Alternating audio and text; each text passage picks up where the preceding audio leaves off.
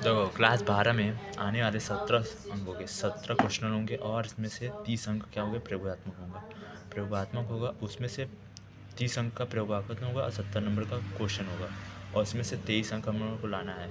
तो हाँ, अब देखो कौन कौन सा क्वेश्चन आ सकता है। जैसे पुष्पीय पौधे लैंगिक जनन जो होता है वो 14 अंक का होता है। मतलब जनन में आते हैं मतलब एक भाग होता है, उसमें जनन में 14 अंक आ रहा है। और इसमें से जान तो पुष्पीय पौधा लैंगिक जनन है, मानव जनन है और जनन स्वास्थ्य है। और इकाई 2 में क्या है, अनुवांशिकी है। अनुवांशिकी और अनुवांशिकी को भी पढ़ेंगे, 18 अंक का आ रहा है, सबसे ज़्यादा 18 अंक का आ रहा है। उसके बाद जीव विज्ञान के मानव कल्याण 14 अंक का है, जिसमें 2 पार्ट डिवाइड हैं, मानव स्वास्थ्य रोग में और दूसरा है मानव कल्याण सूक्ष्म जीव में ना। उसके बाद हम जाएंगे चौथा इकाई 4 में, हम देखेंगे कि जैविक उपयोगी उसमें अनुप्रयोग है, जिसमें 10 अंक का है। सबसे ज़्यादा जानते हो, सबसे ज़्यादा 14 अंक का आ रहा है। चौथा अंक का जो है जनन अंक है। जनन अंक क्या होता है, जैसे पुष्पीय पौधे में लैंगिक जनन और मानव जनन में और जनन स्वास्थ्य में। और ये 14 अंक का है सबसे ज़्यादा। 14 अंक का यही सबसे ज़्यादा इंपॉर्टेंट है, पुष्पीय पौधे में 14 अंक का आ रहा है। अब आगे जाते हैं तो जानते हो इसमें से पाँचवा इकाई जो है 14 अंक का ये भी आ रहा है। पाँचवा भी इकाई आ रहा है, जिसमें से 2 भाग जो है जीव पर्यावरण और जैव विविधता और संरक्षण में आ रहा है। तो अब हम इस पर ध्यान रखेंगे।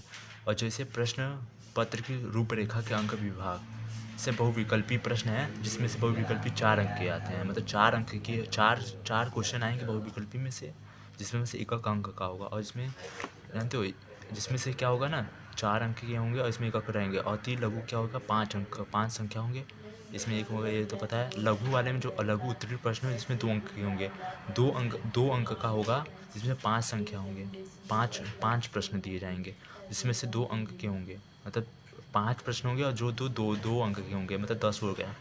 अब ये लघु वाला जो होगा 12 प्रश्न दिएंगे, जिसमें से 3 ठो करना पड़ेगा। इसमें 36 जो होगा, मतलब 3 नंबर का होगा। 3 नंबर मतलब इसमें से जानते हो 3 नंबर का रहेगा। अब इसमें से हमें 3 अंक का है, मतलब 12 में से 3 है, 36 हो जाएगा। वितरी उत्तरी प्रश्न में से 3 अंक, 3 ठो प्रश्न दिए जाएंगे, जिसमें से 5 संख्या है, मतलब 5 3 15, 70 अंक पूरा हो गया।